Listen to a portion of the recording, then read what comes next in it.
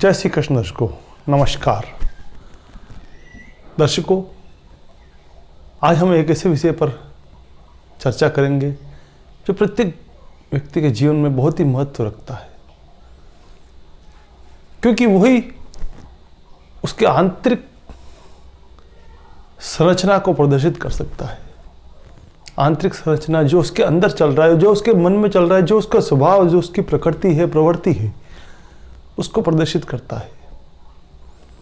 किसी भी व्यक्ति को हम पहचान सकते हैं तो उसकी वाणी के द्वारा पहचान सकते हैं कि वो किस प्रवृत्ति का आदमी है, कैसा है, कैसा स्वभाव रखता है।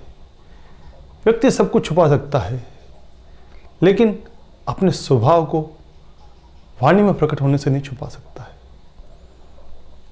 वो कहीं ना कहीं उसके टोन में, उसकी आवाज़ में वो चीज़ प्रदर्शित हो जाती है कि इसकी प्रवृत्ति क्या है। वाणी का हमारे जीवन में अत्यधिक प्रभाव है। हम वाणी के द्वारा अपने जीवन को सुधार सकते हैं और वाणी ही हमारा जीवन बर्बाद भी कर सकती है। तो आज हम कुंडली में इसी चीज़ को जानने की कोशिश करते हैं कि व्यक्ति की वाणी कैसी होगी, किसका उसका प्रभाव होगा और वो उस वाणी के द्वारा अपना जीवन किसे संवारेगा। दर्शकों, कौवा और कोयल दोनों एक ही रंग, एक ही रूप, एक जैसे दिखते हैं, लेकिन वो कोयल है या कौवा है, ये प्रकट होता है उसकी वाणी से। उसमें मधुरता है या कर्कशता है, मलिनता है या शुद्धता है, ये प्रकट होता है उसकी वाणी से। कौवा हमसे क्या लेके जा रहा है जो हम उससे नफरत कर रहे हैं, और कोयल हमें क्या दे के जा रही जो हम उससे वो प्यार करते हैं, उसको पसंद करते हैं। वो केवल और केवल उसकी वाणी के द्वारा। दो मीठे बोल कोई भी बोल देता था, हम उसकी ओर आकर्षित हो जाते हैं। सम्मोहन, वशीकरण, ये होता क्या है? आकर्षण ये क्या है? कोई तंत्र क्रिया नहीं है, ये केवल और केवल वाणी है। वाणी द्वारा ही हम किसी को सम्मोहित कर लेते हैं और वाणी द्वारा ही हम किसी का विकर्षण कर सकते हैं, उसे अपने से दूर कर सकते हैं। वाणी में ही वशीकरण की क्षमता होती है। वाणी के द्वारा हम किसी को आकर्षित कर सकते हैं। बाकी सब व्यर्थ है। कहते हैं कि किसी ने सम्मोहित कर लिया, हिप्नोटाइज कर लिया, वशीकरण कर लिया, ये केवल और केवल मधुर वाणी का प्रभाव है। वो वाणी जो आंतरिक रूप से बाहर प्रकट होती है, आंतरिक स्थिति को बाहर प्रकट करती है। हम अंदर से क्रोध में भरे हुए हैं, दुख है, पीड़ा है, और प्रयास करते हैं कि वो चीज़ हमारी वाणी में नहीं आए, तो ये संभव नहीं है। कहीं ना कहीं वो पीड़ा बाहर आ ही जाती है। दर्शकों, जिस प्रकार कुंडली के अंदर लग्न को देखकर हम जान सकते हैं कि ये व्यक्ति का व्यक्तित्व कैसा होगा, उसका परिचय कैसा होगा, तो द्वितीय भाव वाणी के द्वारा हम ये जान सकते हैं कि व्यक्ति में कितनी मधुरता होगी, कितनी आत्मीयता होगी, कितनी कर्कशता होगी। क्योंकि दूसरा जो भाव है, द्वितीय भाव जिसे कहा गया है, वहाँ कोई भी राशि हो, कोई भी ग्रह बैठा हो, जिसका भी प्रभाव उस पर आएगा, उसी के अनुसार उसका स्वभाव निश्चित हो जाता है। लग्न कितना ही शुद्ध हो, बहुत ही अच्छा है, प्रबल है, बली है, त्रिकोण में बैठा हुआ है, उच्च का बैठा हुआ है, लेकिन द्वितीय भाव अगर बिगड़ गया है तो वो लग्न का जो प्रभाव है, व्यक्तित्व है, उसको बिगाड़ कर रख देता है। यहाँ पर शुभ ग्रह, गुरु जैसा ग्रह मधुरता दे देता है, वाणी में शालीनता दे देता है। चंद्रमा बैठा हुआ है तो चंद्रमा भाव है, लिक्विडिटी है, व्यक्ति अत्यधिक बोलता है। अगर गुरु के साथ चंद्रमा बैठा है तो वो शुभ वाणी बोलेगा, धर्म की वाणी बोलेगा, ज्ञान देगा, शुद्धता देगा। लेकिन यही अगर चंद्रमा अकेला है और शनि की राशि में बैठा हुआ है, राहु के प्रभाव में है, मंगल के प्रभाव में, तीनों का प्रभाव अलग अलग होगा। शनि के साथ बैठा हुआ तो कर्कशता ले आएगा। वो भले ही कितना सही बात कर रहा है, शुद्ध बात कर रहा है, दिल की बात कह रहा है, धर्म की बात कह रहा है, ज्ञान की बात कह रहा है, लेकिन उसकी जो टोन है, बोलने की जो तरीका है, उसमें कहीं ना कहीं उसमें कर्कशता आ जाती है। वो उसमें लाख प्रयास करे, लेकिन उसकी जो उच्चारण क्षमता है वो उसे कर्कशता दे देता है। कौवा इसीलिए कर्कश है क्योंकि शनि का वाहन है, उसमें कहीं ना कहीं कर्कशता आई, क्योंकि शनि का प्रभाव ही ऐसा है, वो टोन में बात करता है, वो सीधा मुंह बात नहीं, किसी न किसी ताने के द्वारा व्यक्ति का दिल दुखा देता है। ऐसी बात करता है, चुपती बात कहता है, व्यक्ति का दिल दुखता है। यही राहु है तो उसमें गाली गलौज की प्रवृत्ति आ जाती है, बिना गाली दिए अभद्र भाषा का प्रयोग किए उसे संतुष्टि नहीं मिलती है।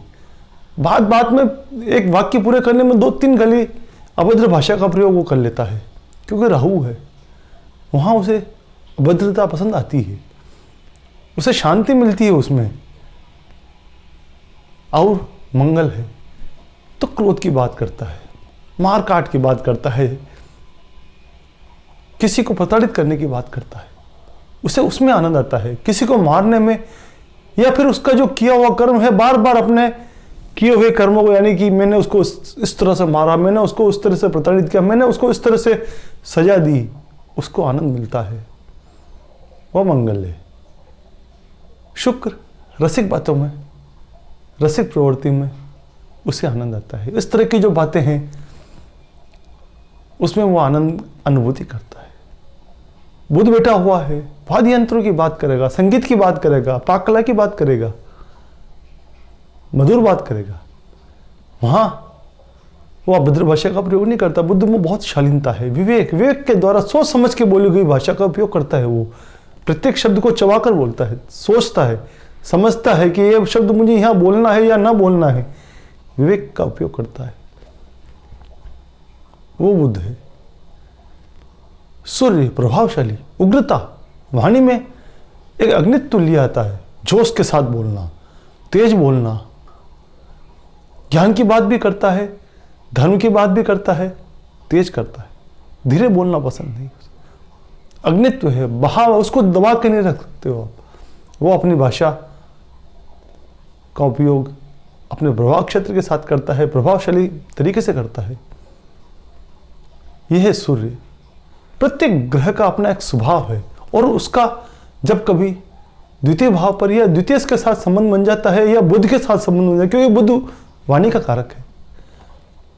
बुध के ऊपर भी केवल द्वितीय भाव का अध्ययन जरूरी नहीं है, द्वितीय का अध्ययन भी करो। द्वितीय कहाँ बैठा हुआ है, कैसे ग्रहों के साथ बैठा हुआ है, उस पर किन ग्रहों की दृष्टि है, फिर देखो बुध कहाँ बैठा हुआ है, बुध किसके साथ बैठा हुआ है, बलि है या ना है। कई बार शुभ ग्रहों का प्रभाव द्वितीय भाव में या द्वितीय पर होता है, लेकिन बुध के ऊपर शनि राहु मंगल का प्रभाव है, तो हम असमंजस में पड़ जाते हैं कि आखिर क्या कारण है। इतना अच्छे गुरु जैसा ग्रह, शुक्र जैसा ग्रह, चंद्र जैसा ग्रह द्वितीय भाव में बैठा हुआ है, द्वितीय के साथ बैठा हुआ है, लेकिन फिर भी वाणी में क्यों मलिनता है, कहीं अटकाव, क्योंकि बुध के ऊपर शनि का प्रभाव अटकाव दे देता है। कई बार अटक के बोलता लोग, तो वो उच्चारण अंदर से बहुत कुछ, बहुत मधुर सा, बहुत ज्ञान की बात कहना चाहता है, लेकिन बुध उसका साथ नहीं देता है। शनि का प्रभाव हो गया, अटकाव दे दिया उसने, उच्चारण सही ढंग से नहीं कर पाता है, शब्द बीच में स्लिप हो जाते हैं, वो है। और कई बार बुध के ऊपर राहु का प्रभाव हुए तो भी व्यक्ति के साथ यही होता है, वो ना चाहते हुए भी अभद्र भाषा उसके मुंह से निकल जाती है। वो लाख प्रयास करता है, संयम का प्रयास करता है, लेकिन राहु अपना कार्य कर जाता है। बुध के ऊपर राहु का प्रभाव, अभद्र भाषा का प्रयोग न चाहते हुए भी हो जाता है। कई बार मंच पर या भरी सभा में बैठा हुआ है और ऐसे शब्द बोल जाता है जो उसे नहीं बोलने हैं, जो लोगों को चुप जाते हैं। वो बुध का राहु के ऊपर प्रभाव ही तो है। मंगल का प्रभाव वो भी यही करता है, तीखे वाणी, शब्दों का प्रयोग, और लोगों को चुप जाना, लोगों को टीस दे देना, अरे यार ये क्या बोल गया, जबकि उसकी कोई भावार्थ नहीं है, कोई अर्थ नहीं है, वो चाहता ही नहीं कि ऐसे शब्दों का प्रयोग करे, वो शुद्ध दिल से शुद्ध है, सब कुछ है, लेकिन फिर भी ऐसे शब्द उसके मुंह से निकल जाते हैं जो लोगों को पीड़ित कर देते हैं। वाणी का जीवन में अत्यधिक प्रभाव है। आदमी का व्यक्तित्व बहुत ही अच्छा है, ज्ञानी है, धर्मात्मा है, आत्मा से शुद्ध है, लेकिन वाणी का संयम नहीं है तो उसका व्यक्ति को बिगाड़ देता है। कितना ही प्रभावशाली उच्च पद पर बैठा हुआ व्यक्ति है, भरी सभा में बैठा हुआ व्यक्ति है और उसका मान सम्मान सब कुछ है, लेकिन वाणी के द्वारा गलत शब्दों का उपयोग हो जाना व्यक्ति के सारे प्रभाव को हीन करके रख देता है। यही वाणी जीवन संवारती है और यही वाणी व्यक्तित्व को खराब कर देती है, जीवन को खराब कर देती है, दोषपूर्ण कर देता है। लोग बार बार उस पर लांछन लगाते हैं कि ये बोलने का ध्यान नहीं रखता, इतना अच्छा आदमी है लेकिन बोलने का ध्यान नहीं। वही शब्दों का इस्तेमाल है। बुद्ध का इस पर बहुत ही अधिक प्रभाव है, वाणी का कारक है। और बुद्ध पर क्योंकि विवेकहीन शब्दों का प्रयोग किया गया, व्यक्ति को जीवन बर्बाद कर देता है। जो शब्द एक बार निकल जाता है वो तीर के समान वापस लौट कर नहीं आ सकता है। उसका प्रयोग हो गया और उसने अपना काम कर दिया। सभी का इलाज है लेकिन शब्दों का इलाज नहीं है। गलत शब्दों का प्रयोग व्यक्ति के जीवन को तहस नहस करके रख देता है। घाव भर जाते हैं लेकिन शब्दों के दिए हुए घाव नहीं भर पाते हैं।